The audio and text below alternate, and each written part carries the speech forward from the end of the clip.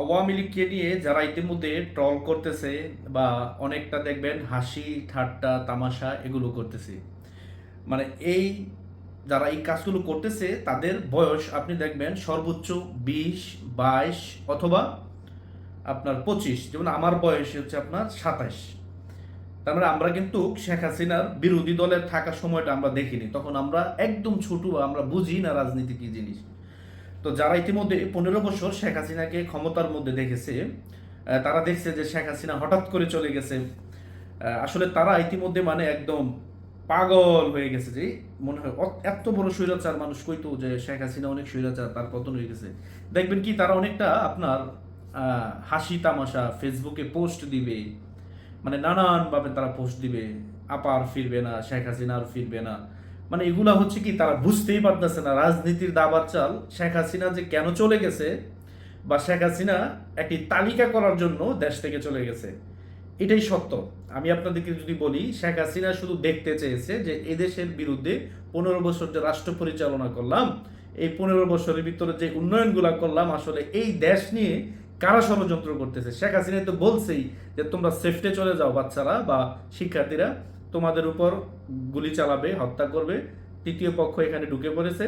উনি কিন্তু সেই সতর্কতা করেই কিন্তু উনি 5 তারিখে চলে গেছেন। আমরা ভিডিওতে দেখলাম ওনাকে বিদায় দিচ্ছে, একজন মহিলা কান্না করতেছে, তারপর উনি চলে গেছে। উনি কিন্তু কান্না করেনি শেখের বেটি, উনি কিন্তু ঠিকই সেনাবাহিনী তাকে সসম্মানে ভারতে নিয়ে দিয়ে আসছে। তো এখন উনি সেখানে বসে বসে বাংলাদেশের বিষয়গুলো আপনার পর্যবেক্ষণ করতেছে। যেমন ইউনূস বলেছিল না যে আমি বাংলাদেশের ক্ষমতা চাই, সেও কিন্তু অল্প সময়ের জন্য হলেও ক্ষমতা সে পাইছে। কিন্তু তারা যারা এগুলো নিয়ে আপনার পোস্ট করে বা আপনার সমালোচনা করে বা হাসি ঠাট্টা করে, এগুলোর বয়স দেখবেন সর্বোচ্চ 18, 20, 22 এরকম বয়স হবে। বা আমিও শেখ হাসিনার রাজনীতি ভালো করে বিরোধী দলে থাকা অবস্থা আমি দেখিনি। আমি ছোট, আমি কিভাবে দেখব?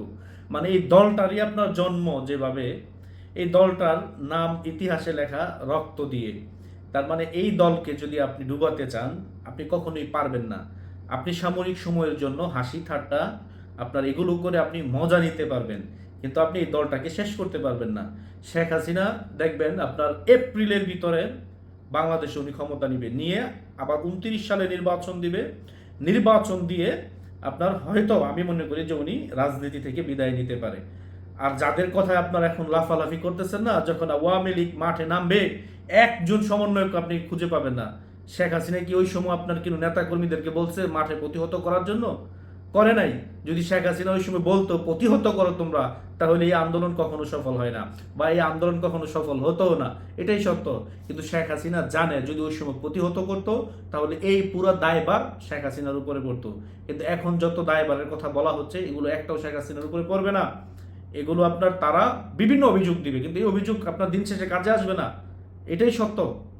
এটাই সত্য কথা। আপনি যদি মানেন বা না মানেন আপনার ব্যক্তিগত বিষয়, কিন্তু শেখ হাসিনা যদি না যাইতেন তখন উনি এই পরিস্থিতি পর্যবেক্ষণ করতে পারতেন না। আমি এটাই বললাম যে শেখ হাসিনা একমাত্র ভারতে চলে গেছে এই পরিস্থিতি পর্যবেক্ষণ করার জন্যই উনি বাংলাদেশ থেকে চলে গেছেন।